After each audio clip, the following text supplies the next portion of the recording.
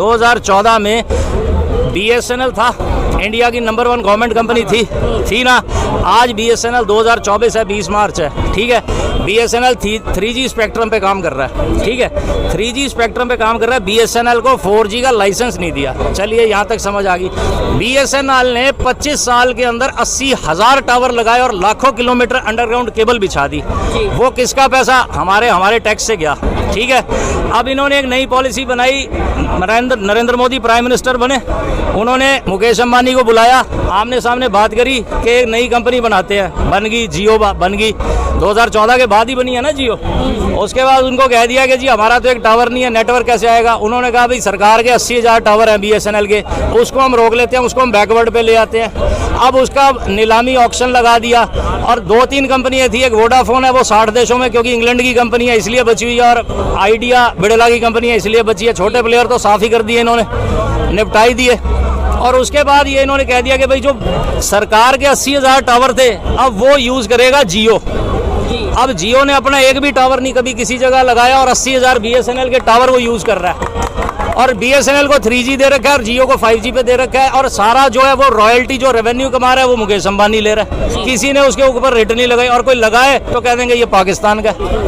बात को समझने की कोशिश करो, फैक्ट्स को, सच्चाई को समझो। देखिए अच्छा, ये कहा जा रहा है कि भाजपा लोकतंत्र की हत्या कर रहा है, कैसे देखते हैं आप इस बयान को? क्या विचार है आपको? मैं कहता हूँ जो अभी ये जो कपड़े डाल रखे हैं ना, ये भी नहीं मिलेंगे।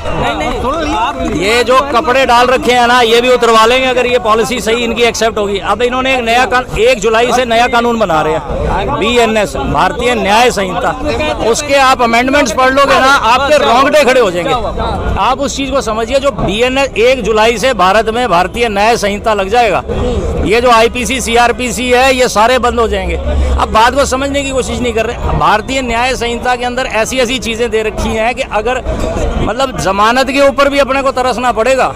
आज तो ये जज कह देते हैं ना कि भी उसमें अपने पास क्लॉज है कि भी 14 दिन का रिमांड लेते हैं, अगर इसको कोई गलती है तो इसको प्रूव करो, अदरवाइज इनको बेल दे दो और ये ट्रायल चलेगा। और अगर प्रूव होता है तो इनको उसके हिसाब से पनिशमेंट मिलेगी, किसी भी एक्यूज्ड या कोई है अगर। तो आने वाले टाइम में कानून ऐसा बन जाएगा कि अगर उसकी गलती नहीं भी है तब भी उसको ये है, वहाँ प्रावधान दे रखा है कि इसको इसकी जमानत नहीं भी दी जा सकती।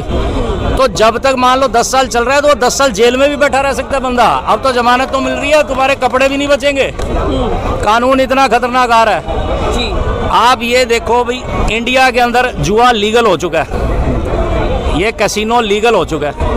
पहले सिर्फ गोवा के अंदर जुआ चलता था, और गोवा के अंदर जुआ नहीं चलता था, शिप थे ना, शिप के ऊपर जुआ चलता था। क्योंकि जब देश आज़ाद हुआ था कानून में एक चीज़ लिखी थी कि भारत की ज़मीन के ऊपर जुआ नहीं चल सकता।